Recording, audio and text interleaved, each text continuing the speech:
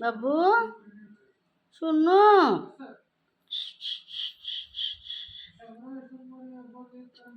बाब्या ए बाबू सुनो कुठं झोपलं तू तिथं का झोपला तिथं झोपू नको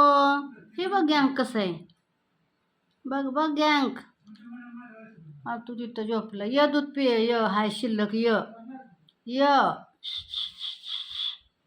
तिथं झोपलाय